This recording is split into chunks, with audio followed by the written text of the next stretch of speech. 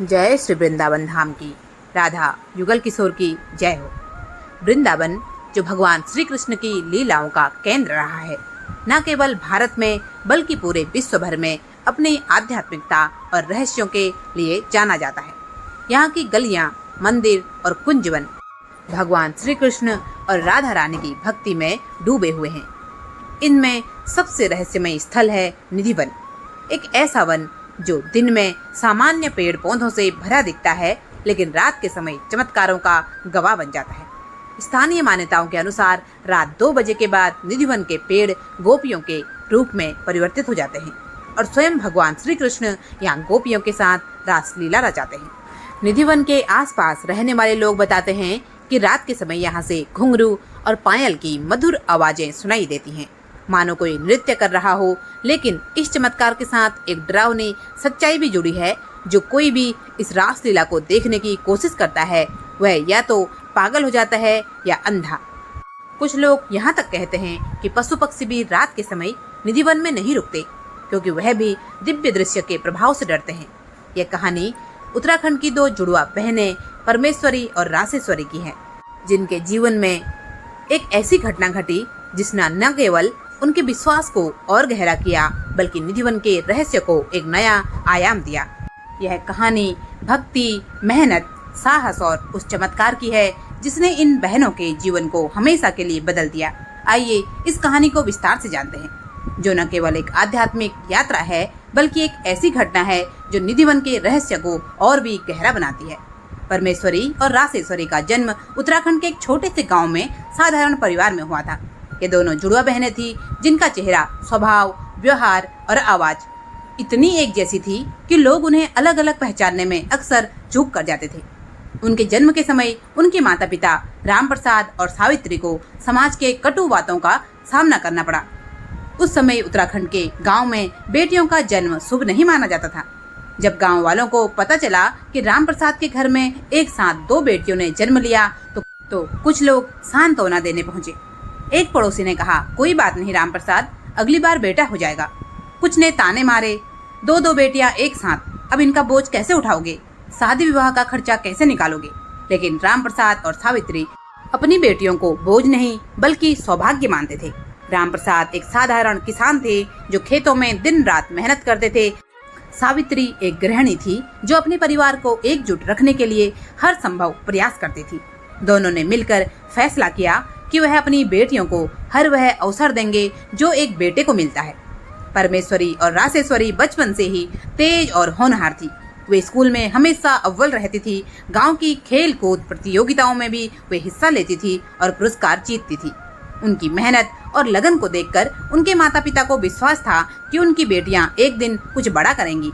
सावित्री अक्सर अपनी बेटियों से कहती, तुम दोनों मेरी लक्ष्मी हो, तुम जो चाहो वह कर सकती हो, बस मेहनत और ईमानदारी से अपने सपनों को पूरा करो। परमेश्वरी और रासेश्वरी के बीच का रिश्ता केवल बहनों का नहीं बल्कि आत्मिक था। वह दोनों न केवल शारीरिक रूप से एक जैसी थी, बल्कि उनकी भावनाएं और विचार भी एक दूसरे से गहरे तक जुड़े हुए थे। अगर एक को कहीं चोट लगती तो दूसरे को बिना बताए उसका आभास हो जाता। अगर एक को किसी बात से परेशानी होती तो दूसरी के आंसू अपने आप बहने लगते। यह रिश्ता इतना गहरा था कि गांव वाले कहते, इन दोनों का दिल एक जैसा धड़कता है। एक बार की बात है, जब रासेश्वरी स्कूल से लौट रही थी और रास्ते में उसका पैर पत्थर से टकरा गया और वह गिर पड़ी और उसके घुटने से खून बहने लगा। इस समय घर पर बैठी परमेश्वरी अचानक बेचैन हो गई। उसने अपनी माँ से कहा, माँ, मुझे लगता है कि मेरी बहन को कुछ हुआ है। सावित्री ने इसे बच्चों की बात कहकर टाल दिया, लेकिन जब बहन घर लौटी और उसका घायल घुटना देखा तो सभी हैरान रह गए। इसी तरह एक दिन परमेश्वरी गांव के मेले में ऊंचे झूले पर चढ़ी और उसे डर लगा तो उसकी बहन जो घर पर थी वह अचानक घबरा गई। उसने अपने पिता से कहा, पिताजी, बहन को कुछ हो रहा है क्योंकि मुझे बेचैनी हो रही है। बाद में जब उसकी बहन ने बताया कि वह झूले पर बहुत डर गई थी और उसे उल्टी भी हो गई, तो सभी ने उसके इस अनोखे रिश्ते की तारीफ की। राम प्रसाद का एक सपना था कि उनका बेटा पुलिस अधिकारी बने। अक्सर गांव के मंदिर में बैठकर अपने दोस्तों से वह कहता कि मेरा बेटा एक दिन पुलिस की वर्दी पहनेगा और समाज की सेवा करेगा। लेकिन जब उन्हें कोई बेटा हुआ ही नहीं तो रासेश्वरी और परमेश्वरी ने ठान लिया कि कि वह अपने पिता के सपने को पूरा करेंगी। एक दिन जब वह दोनों अपने पिता के साथ खेतों में काम कर रही थी तो परमेश्वरी ने कहा, पिताजी, भले ही आपके पास बेटा नहीं है, लेकिन हम आपकी बेटियां आपके सपने को पूरा करेंगी। रासेश्वरी ने भी हामी भरी, हाँ पिताजी, हम दोनों में से कोई एक जरूर पुलिस अधिकारी बनेगी। राम प्रसाद की आंखें खुशी से चमक उठी। उन्होंने अपनी बेटियों को गले लगाया और कहा, मुझे तुम दोनों पर पूरा भरोसा है। तुम जो ठान लो वह कर सकती हो।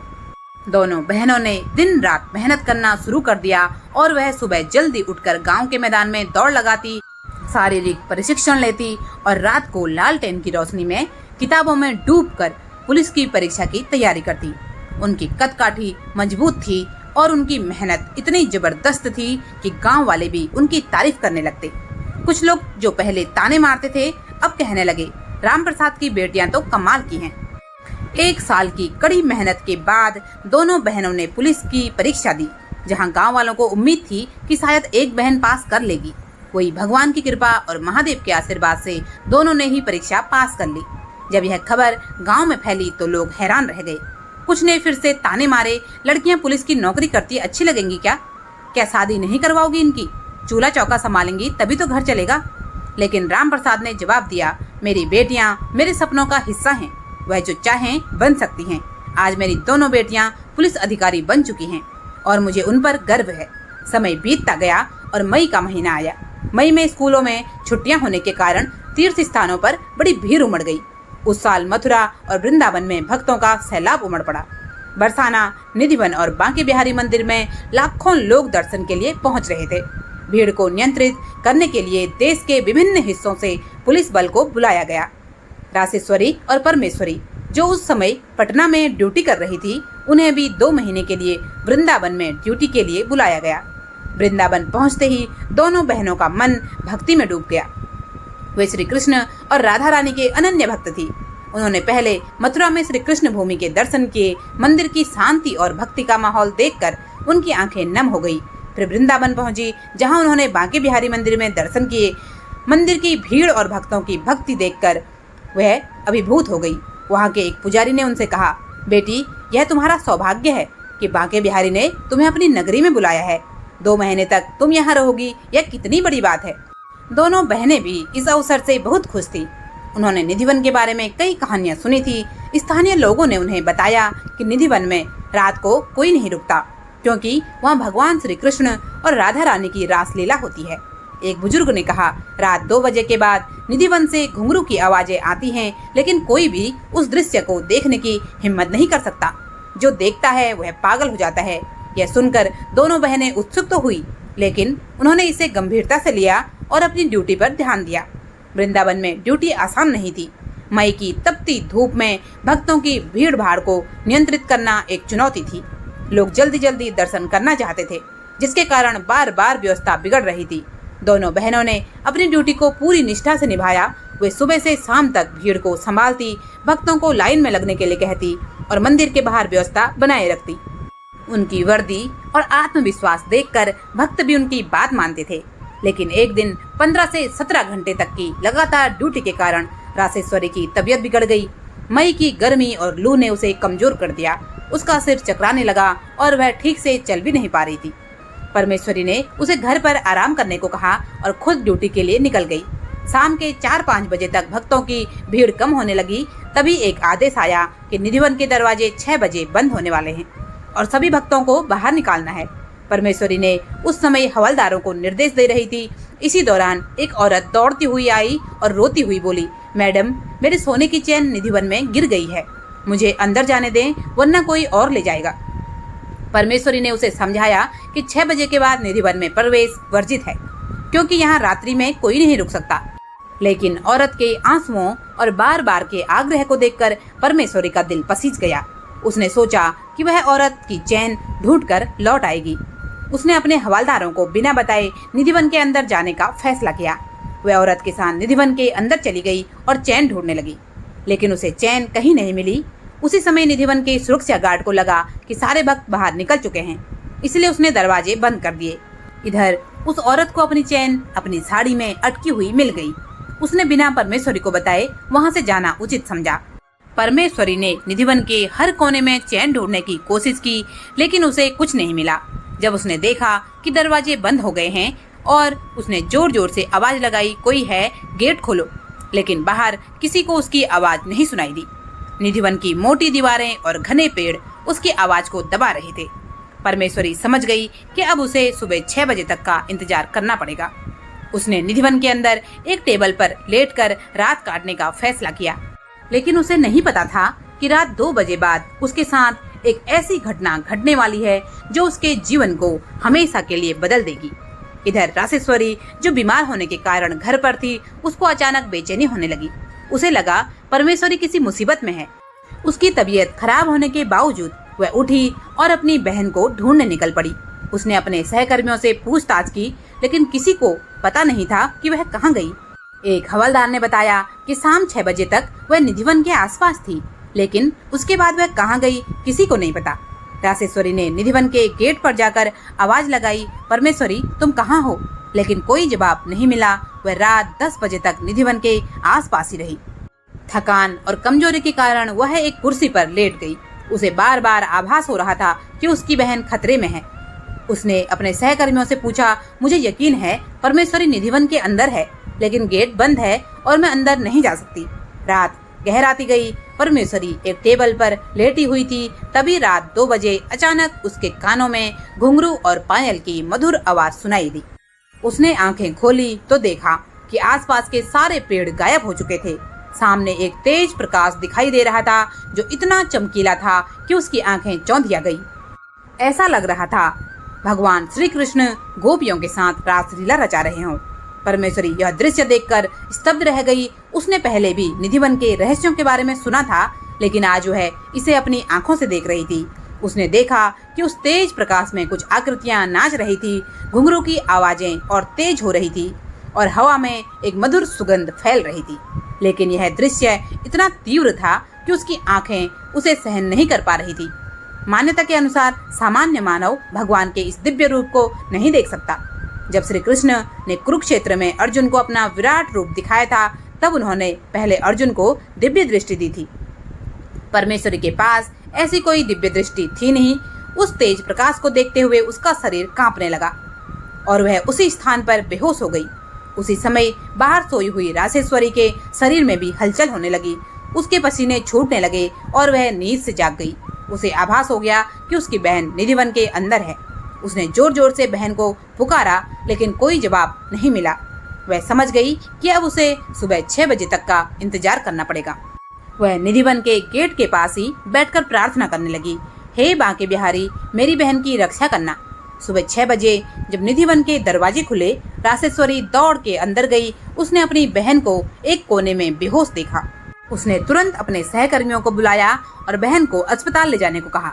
अस्पताल पहुंचकर डॉक्टर ने बताया कि उसको गंभीर तनाव और थकान के कारण बेहोशी हुई है, लेकिन वह खतरे से बाहर थी। 2 घंटे बाद जब वह होश में आई तो उसने अपनी बहन को पूरी घटना बताई। उसने कहा, बहन, मैंने रात में 2 बजे एक तेज प्रकाश देखा जो इतना चमकीला था कि मैं उसे सहन नहीं कर सकी। मुझे ऐसा लगा मानो भगवान श्री राधा कृष्ण और गोपियां मेरे सामने रासलीला कर रहे हैं। वह इतना दिव्य था कि मैं उसे बयान नहीं कर सकती। वह घुंघरू की आवाजें, वह सुगंध, वह प्रकाश, सब कुछ ऐसा था कि मैं किसी और दुनिया में चली गई थी। रासेश्वरी ने अपनी बहन को गले लगाया और भीगे हुए नेत्रों से कहने लगी, तुम कितनी भाग्यशाली हो, तुम्हें भगवान के दर्शन हुए, और मैं कितनी अभागी हूँ कि उस समय मेरी तबीयत खराब हो गई। सचमुच भगवान अपने भक्तों को चुनते हैं। उसकी बहन ने बताया कि वह दृश्य इतना तेज था कि उसे विश्वास नहीं हो रहा था कि वह जीवित और सुरक्षित है। सामान्यतः ऐसा कहा जाता है कि जो भी निधिवन में रात 2 बजे यह दृश्य देख ले वह पागल या अंधा हो जाता है, लेकिन उस पर भगवान की अपार कृपा थी कि वह सही सलामत थी। जब उन्होंने यह घटना अपने सहकर्मियों और स्थानीय लोगों को बताई तो मिश्रित प्रतिक्रियाएं आई। कुछ लोगों ने इसे चमत्कार माना और कहा, यह भगवान श्री कृष्ण की कृपा है कि तुम सही सलामत हो। कुछ ने इसे मनगढ़ंत कहानी कहकर खारिज कर दिया। एक स्थानीय पुलिस ने कहा, निधिवन में ऐसा चमत्कार सदियों से होता आ रहा है, लेकिन यह दृश्य देखने का सौभाग्य बहुत कम लोगों को मिलता है। तुम पर बांके बिहारी की विशेष कृपा है। गांव वापस लौटने पर उन दोनों ने जब यह कहानी अपने परिवार और गांव वालों को सुनाई तो कुछ लोग हैरान हो गए। कुछ ने कहा यह सब झूठ है, निधिवन में ऐसा कुछ नहीं होता। लेकिन वह तो जानती थी, उसने जो देखा वह सत्य था। उसने कहा, मैंने जो देखा वो मेरे लिए एक दिव्य अनुभव था, चाहे कोई माने या ना माने, लेकिन मेरे लिए यह सत्य है। निधिवन का रहस्य आज भी अनसुलझा है। स्थानीय लोग बताते हैं कि रात के 2 बजे के बाद निधिवन में घुंघरू और नृत्य की आवाजें सुनाई देती हैं। निधिवन के आसपास के घरों में लोग रात को खिड़कियां और दरवाजे भी बंद रखते हैं ताकि गलती से भी यह दृश्य न देख लें। कुछ लोग कहते हैं कि निधिवन में रात को बंदर भी नहीं रुकते, क्योंकि वह भी इस चमत्कार से डरते हैं। निधिवन के पुजारी और स्थानीय लोग बताते हैं कि यहाँ के पेड़ विशेष हैं। दिन में यह सामान्य पेड़ों की तरह दिखते हैं, लेकिन रात में यह गोपियों के रूप में बदल जाते हैं। यहाँ तक कि निधिवन में मौजूद तुलसी के पौधों को भी अति पवित्र माना जाता है। कुछ लोग कहते हैं कि सुबह जब निधिवन के दरवाजे खुलते हैं तो वहाँ फूलों की माला, चंदन और अन्य प्रसाद बिखरा हुआ मिलता है, जैसे रात्रि को कोई पूजा हुई हो। एक स्थानीय बुजुर्ग ने बताया, निधिवन में भगवान श्री कृष्ण की रासलीला हर रात होती है, लेकिन यह दृश्य केवल वही देख सकता है जिसे भगवान खुद चुनते हैं। जो बिना अनुमति के इस दृश्य को देखने की कोशिश करता है वह अपने होश खो बैठता है। इस घटना के बाद वह दोनों बहनों ने अपने जीवन को पूरी तरह भगवान कृष्ण को समर्पित कर दिया। उन्होंने अपने पुलिस की नौकरी तो जारी रखी, लेकिन अब उनका अधिकांश समय वृंदावन में भक्ति और सेवा में बीतने लगा। वह रोज बांके बिहारी मंदिर जाती और निधिवन के बाहर भगवान की भक्ति में समय बिताती। उन्होंने अपने गांव वालों को भी अपनी कहानी सुनाई और कई लोग उनके विश्वास से प्रभावित भी हुए। उन दोनों बहनों ने अपने माता पिता को वृंदावन में ही बुला लिया। राम प्रसाद और सावित्री अपनी बेटियों की भक्ति और साहस को देखकर गर्व महसूस करती थी। उन्होंने कहा, हमारी बेटियां न केवल हमारे सपनों को पूरा कर रही हैं, बल्कि भगवान की भक्ति में भी लीन हैं। इससे बड़ा सौभाग्य और क्या हो सकता है। अगर हमारा बेटा होता तो शायद ही वह ये सब कर पाता। दोनों बहनों ने वृंदावन में एक छोटा सा आश्रम भी शुरू कर दिया, जहाँ पर भक्तों को भगवान श्री कृष्ण की कहानियाँ सुनाई जाती और बच्चों को पढ़ाने, गरीबों की मदद करने में भी वह सक्रिय हो गई। उनकी कहानी पूरे मथुरा वृंदावन क्षेत्र में फैल गई। लोग उन्हें निधिवन की बहनें कहकर बुलाने लगी। उन दोनों की यह कहानी न केवल भक्ति और विश्वास की कहानी है, बल्कि यह भी दर्शाती है कि मेहनत और दृढ़ संकल्प से कोई भी अपने सपने को पूरा कर सकता है।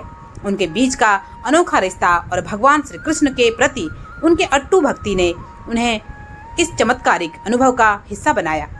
निधिवन का रहस्य आज भी लोगों के लिए एक पहेली है, लेकिन उन दोनों बहनों की कहानी इस रहस्य को और भी गहरा बनाती है। यह कहानी हमें सिखाती है कि भगवान अपने भक्तों को हमेशा चुनते हैं और उनकी रक्षा करते हैं। यह कहानी हमें यह भी सिखाती है कि समाज के तानों और रूढ़ियों को तोड़कर अपने सपने को पूरा करना संभव है। रासेश्वरी और परमेश्वरी ने न केवल अपने पिता के सपनों को साकार किया, बल्कि भगवान की भक्ति में भी एक नया मुकाम हासिल किया। आप भी अगर मथुरा वृंदावन की यात्रा करना चाहते हैं तो निधिवन के इस रहस्य को जरूर देखें, लेकिन सावधानी बरतें। क्या आप इस कहानी को सत्य मानते हैं या इसे एक काल्पनिक घटना समझते हैं? अपने विचार व्यक्त करें। कहानी पसंद आई हो, वीडियो को लाइक जरूर करें। चैनल पर पहली बार आए हैं तो सब्सक्राइब अवश्य करें। आपका बहुत बहुत धन्यवाद। जय श्री कृष्ण। राधे राधे।